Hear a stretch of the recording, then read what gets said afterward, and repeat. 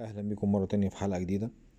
هنتكلم النهارده عن خبر مهم جدا، وهو تم رفع اسعار الفايده على حسابات التوفير في البنك الاهلي المصري. هنستعرض مع بعض دلوقتي الاسعار الجديده، وبس يا ريت بس قبل ما نكمل الحلقه يا ريت بس نعمل سبسكرايب للقناه اللي بيتفرج على القناه اول مره، اما اللي يعني متابعين اللي على القناه يا ريت يكملوا الحلقه لغايه الاخر ويعملوا شير للحلقه لو الحلقه عجبتهم. نكمل الحلقه مع بعض ونبدا نستعرض الاسعار الفايده. هنبدأ الأول بحساب التوفير العادي.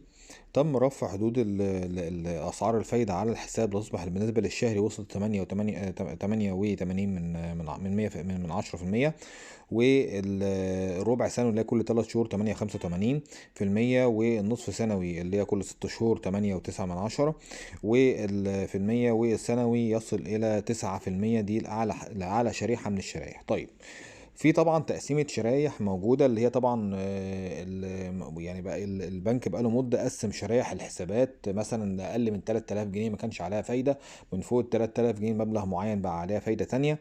أنا قلت أدي الخطوط العريضة الخاصة بالفايدة. تعال نشوف بقى فايدة الحساب التوفير العادي بالتفصيل.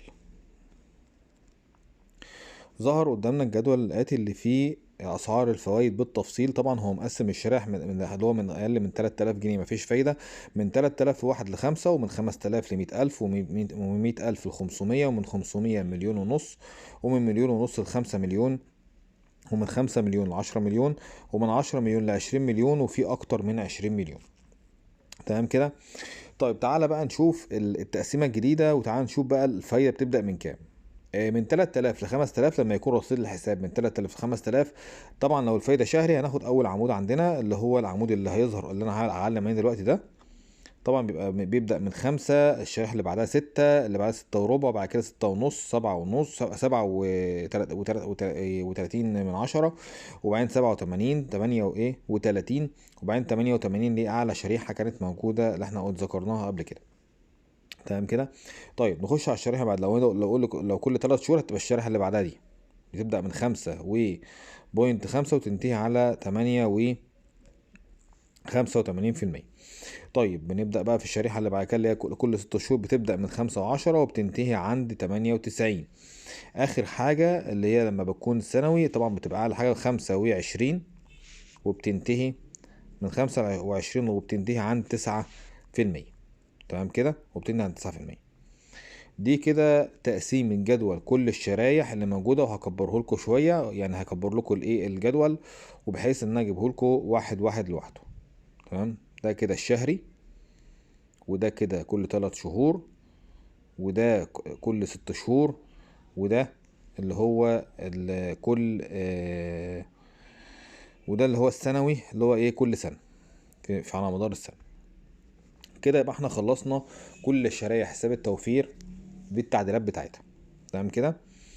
طيب تعال نخش بقى كده على التوفير المدخر الصغير.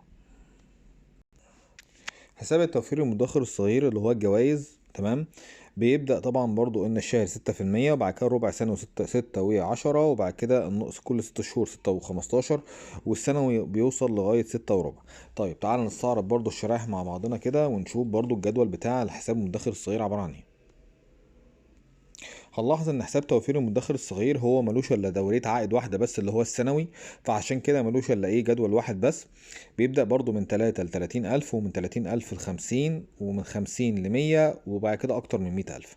بيبدأ الأول قلنا ب7 وربع، بعد كده بينزل ل6 وربع، بعد كده بينزل ل5 ونص، وبعد كده بينزل ل5. طبعا ده أعلى من الشرايح اللي فاتت اللي كان اللي هو آخر تعديل كان موجود فيه.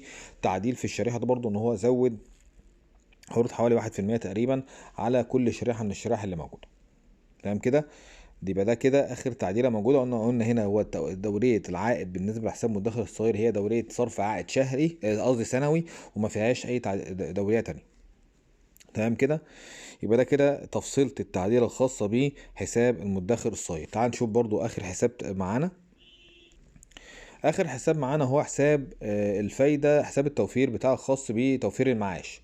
يعني ايه توفير معاش؟ ده الحساب اللي بيتفتح بضمان تحويل مكافأة المعاش او مكافأة نهاية الخدمة الخاص ببعض الناس مع تحويل المعاش عليه.